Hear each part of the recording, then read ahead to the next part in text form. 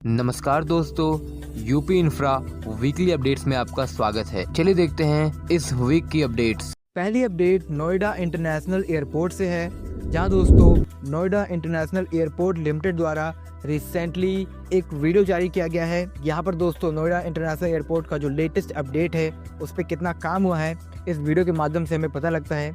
जहाँ दोस्तों जो मेन एक्सेस रोड है इसका मैक्सिमम वर्क कंप्लीट हो गया है। इसके अलावा पैसेंजर टर्मिनल बिल्डिंग, वहीं integrated cargo terminal, air traffic control tower, navigation aids, इसके अलावा फ्यूल फार्म और रनवे, इसका भी काम अपग्रेड हो गया है। वहीं दोस्तों एक और बात मैं बता दूं, के अलावा टाटा द्वारा यहाँ पर जो टर्मिनल बिल्डिंग है इसके काम में डिले आ रहा है और इसके लिए दोस्तों टाटा पे फाइन भी यहाँ पर लगाया जा रहा है। तो कुल मिला के दोस्तों ये सारी अपडेट नोएडा इंटरनेशनल एयरपोर्ट से आ रही है। नेक्स्ट अपडेट अगेन नोएडा से है, जहाँ दोस्तों रिसेंटली डिक्सन टेक्नोलॉजीज ने कहा था कि ये नोएडा के अंदर इंडिया का एक डिस्प्ले फैब्रिकेशन यूनिट स्टेब्लिश करेंगे। दोस्तों Dixon technologies Noida based India की one of the leading electronic manufacturing firm है और यहाँ पर ये $600 मिलियन का इन्वेस्टमेंट करेगी। टोटल कैपेक्स $3 बिलियन का होने वाला है। इसमें 75% सब्सिडी ये स्टेट और सेंट्रल गवर्नमेंट से एक्सपेक्ट कर रही है। दोस्तों यहाँ पर 28% जो कि $200 मिलियन है, यहाँ पर दोस्तों 25% इन्वेस्टमेंट फर्म यहाँ से मैनेज करेगी। जैसे कि $800 मिलियन का निवेश, जिसमें से $600 मिलियन का निवेश ये करेगी, जबकि जो फर्म इसके साथ पार्टनरशिप करेगी वो $200 मिलियन का निवेश करेगी और 3 सालों के अंदर ये इतने का निवेश करेंगे अपने तरफ से। और रेस्ट ऑफ जो फंड होगा ये एक्सपेक्ट कर रहे हैं कि PLI स्कीम और जो ISME स्कीम है इसके माध्यम से। दोस्तों यहाँ पर डिक्सन टेक्नोलॉजी के चीफ यहाँ पर इन्होंने कहा है कि डिस्प्ले फैब्रिकेशन यूनिट गवर्नमेंट के सपोर्ट के बिना स्टेब्लिश करना बहुत ही मुश्किल है। ग्लोबली लार्जेस्ट सेमीकंडक्टर कैपेसिटीज और डिस्प्ले कैपेसिटीज विदाउट गवर्नमेंट के सपोर्ट से स्टेब्लिश नहीं हो पाई हैं। गवर्नमेंट के सपोर्ट के साथ ही स्टेब्लिश हो सकती है। नेक्स्ट अपडेट एक्सप्रेसवे से है, जहां दोस्तों NHAI द्वारा लेटर ऑफ एक्सेप्टेंस भेजा गया है for construction of Agra Gwalior road. तो यहाँ पर दोस्तों आगरा ग्वालियर के बीच में 4,262 करोड़ रुपीस की एस्टिमेटेड कॉस्ट से डेवलपमेंट किया जाना है। इसके तहत 6 लेन एक्सेस कंट्रोल एक्सप्रेसवे का डेवलपमेंट किया जाएगा। दोस्तों यहाँ पर देवरिया विलेज आगरा यहाँ से ये शुरू होगा और सुसेरा विलेज ग्वालियर में जाके समाप्त होगा। यूपी, राजस्थान और मध्य प्रदेश में जाएगा। यहाँ पर दोस्तों आगरा ग्वालियर जो सेक्शन है ये नेशनल हाईवे 44 का हिस्सा है।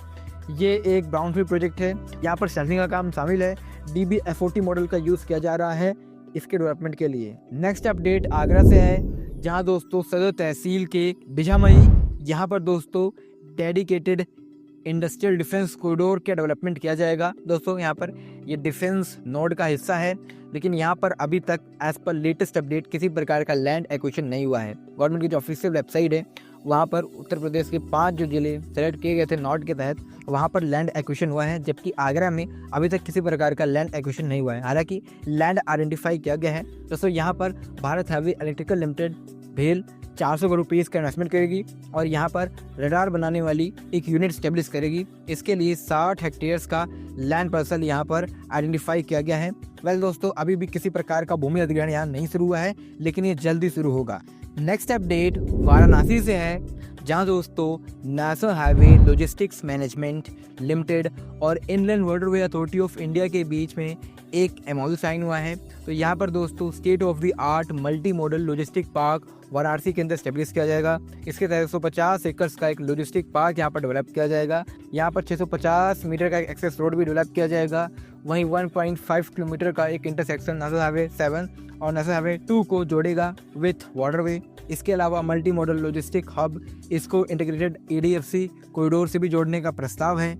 यहाँ पर दोस्तों इसके विषय में हम एक डिटेल वीडियो में चर्चा करेंगे। Next update UP spinning mill से संबंधित है, जहाँ दोस्तों 451.20 एकर्स का लैंड पार्सल जो कि यूपी कॉर्पोरेटिव स्पिनिंग मिल संघ लिमिटेड कानपुर का है, इसको ट्रांसफ़र किया जाएगा। दोस्तों यहाँ पर ये मिलें 2 दशकों से बंद पड़ी हैं, यानी कि पिछले 20-25 सालों से यहाँ पर किसी प्रकार का प्रोडक्शन नहीं हुआ है। यहाँ पर ये सारा लैंड पार्सल यूपी सीडा को ट्रांसफ़र किया जाएगा।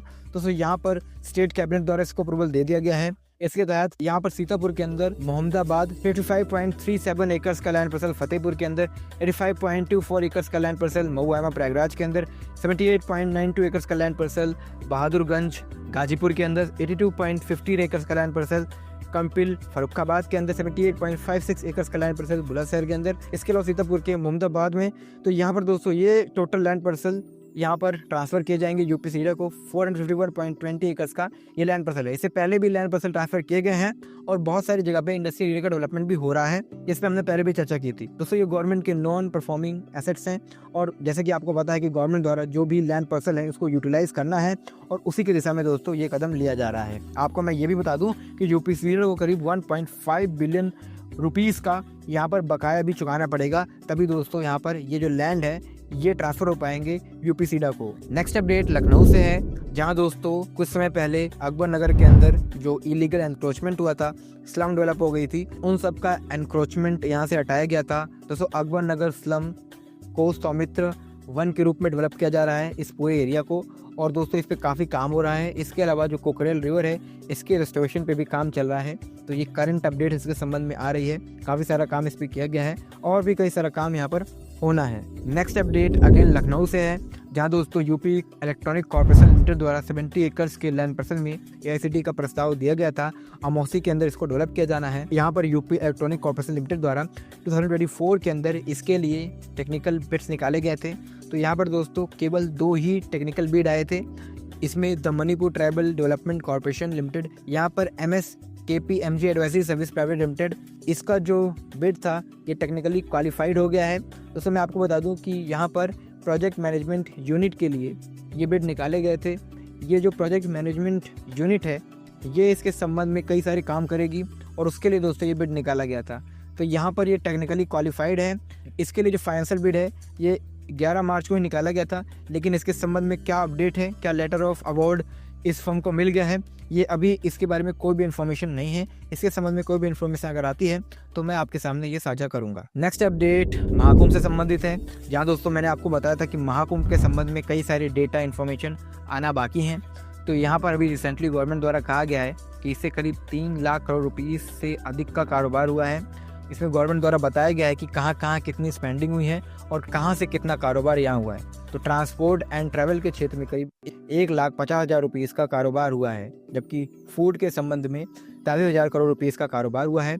होटल के क्षेत्र में 40,000 करोड़, इसके अलावा जो पूजा आइटम्स हैं इसमें 20,000 करोड़, वहीं जो डोनेशन दी गई हैं यहाँ पर 660 करोड़ रुपीज़ का टोटल डोनेशन हुआ है, जबकि टोल टैक्स से करीब 300 करोड़ रुपीज़ की कमाई हुई है। वहीं अगर मिसलेनियस कॉस्ट की बात करें, यानी कि ऐसे खर्चे जिसमें मिक्स यूटिलिटीज़ पे लोगों ने खर्च किया है, तो वो 66,000 करोड़ रुपीज़ है। तो टोटल दोस्तों इतने करोड़ रुपीज़ का आकलन किया गया है, गवर्नमेंट का ये आंकड़ा है। नेक्स्ट अपडेट हेरिटेज बिल्डिंग से संबंधित है, जहाँ दोस्तों in order to restore heritage properties of the state and restore their former glory, यहाँ पर हेरिटेज बिल्डिंग्स का जो है रेस्टोरेशन किया जा रहा है with public private partnership model. तो इसके तहत रोशन उद दौला और छतर मंजिल लखनऊ के अंदर, इसके अलावा चुनार फोर्ट मिर्जापुर डिस्ट्रिक्ट के अंदर।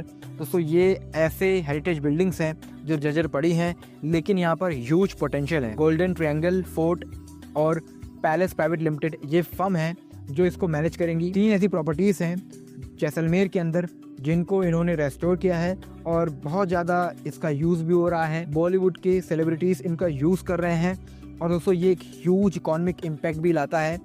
इसी प्रकार दोस्तों यहाँ पब्लिक प्राइवेट पार्टनरशिप मॉडल के तहत ये सारे जो हेरिटेज बिल्डिंग्स हैं इनको रेस्टोर किया जाएगा। यहाँ पर दोस्तों ये जो फर्म है, जैसे कि मैंने आपको बताया कि गोल्डन ट्रायंगल फोर्ट और पैलेस प्राइवेट लिमिटेड, ये इसका डेवलपमेंट, मैनेजमेंट और रेस्टोरेशन का काम करेंगे। नेक्स्ट अपडेट चित्रकूट से है, जहाँ दोस्तों चित्रकूट के अंदर तुलसी स्मारक, पर्यटन सुविधा केंद्र, महर्षि वाल्मीकि सांस्कृतिक केंद्र, सोमनाथ मंदिर और शोभन सरकार आश्रम, इन सब का विकास हो रहा है। यहाँ पर दोस्तों पर्यटन विकास की दिशा में बहुत सारे प्रोजेक्ट्स चल रहे हैं, उसके संबंध में कुछ अपडेट्स आई हैं, उनको आप देख सकते हैं।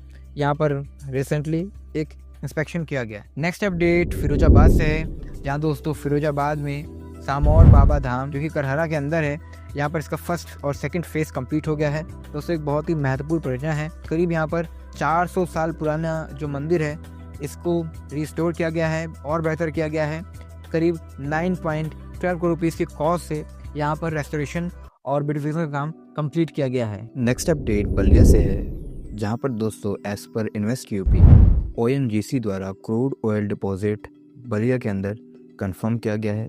तो यहाँ पर दोस्तों 3000 मीटर की गहराई में क्रूड ऑयल रिजर्व के प्रेजेंस की बात की गई है। क्रूड ऑयल के लिए डिगिंग हो रही है, तो इसके लिए करीब 6.5 एकड़ का लैंड पार्सल इन्होंने लीज पे लिया है और एनुअली ये 10 लाख रुपए पे करेंगे रेंट।